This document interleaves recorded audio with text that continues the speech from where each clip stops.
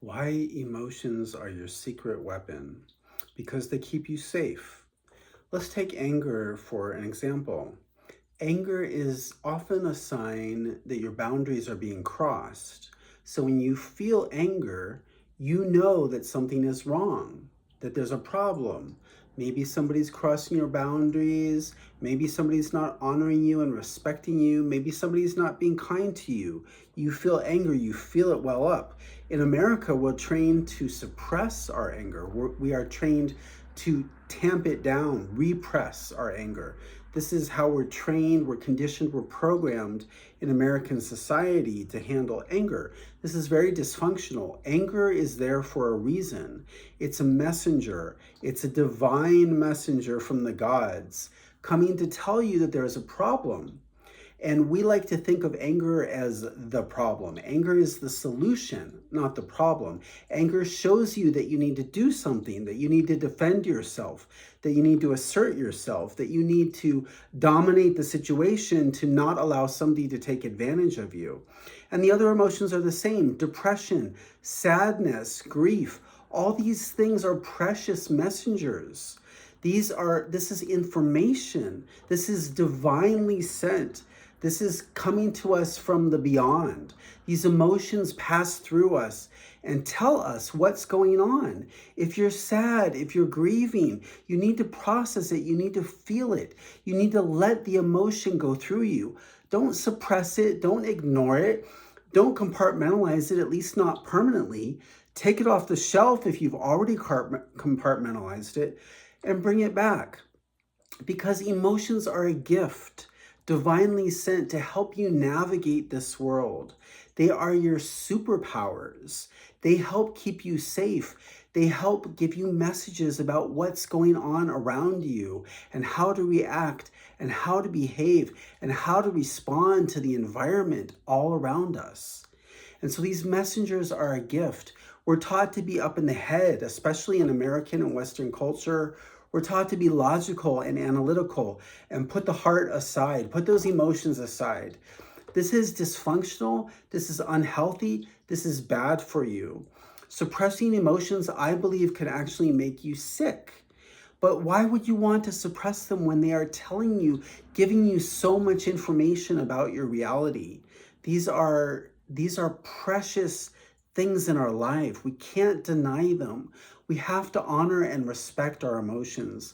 We have to go from the head, come down into the heart, bring your consciousness here, maybe do a guided meditation to help you access those feelings, to get into them so that some people don't even feel their feelings. Men in particular are taught to suppress and not feel things. Some families, they don't express emotion. If emotion gets expressed, you get punished as a child. You get taught that you can only have positive emotions. I've worked with people like this. They believe that their parents believed that only positive emotions were appropriate. And so they suppressed the children who are having these children, their own children, who are having negative emotions, sadness, grief, anger, anything that's not considered wholesome and happy and leave it to beaver. They would have these children suppress their emotions, and they grew up to be adults who did not know how to feel their feelings. My job as a therapist is to help you re-access your emotional process, because this is so dysfunctional to live in this reality without emotion, without access to your emotion, without being in touch with your feelings. This is so dysfunctional. So feel your feelings, get into them, drop into them, come out of the head.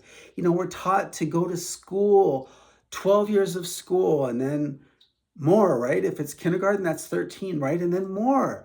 And then maybe 4 years of college, and then more. Masters, maybe you need a PhD. Stay up in the head, stay up in here for your whole childhood and early adulthood. What is that going to do to you? I dropped out. I only did a master's degree. I didn't go for the PhD. I didn't go, I was going to a college that was like one of these really intense East Coast liberal arts colleges.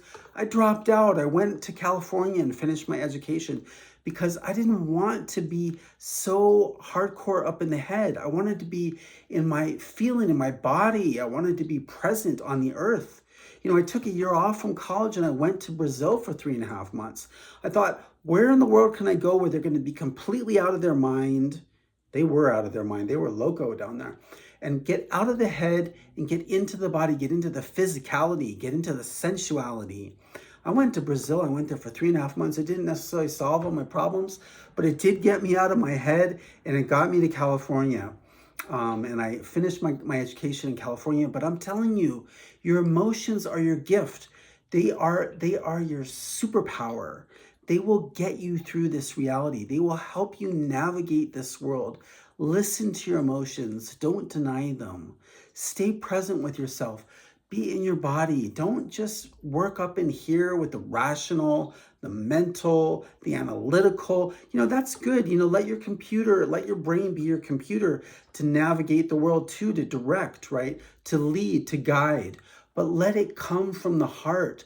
Let your computer be like a vehicle, like a car. It drives you around, but be in the driver's seat, be in the heart, be in the center of your being. This will serve you. This will guide you. This will help you get through this sometimes terrible, horrible world that we live in, which can be so beautiful and so amazing. But there's a lot of crap that comes at you in this world, and your heart, your emotions, your feelings will guide you through. Listen to them. Listen to your feelings.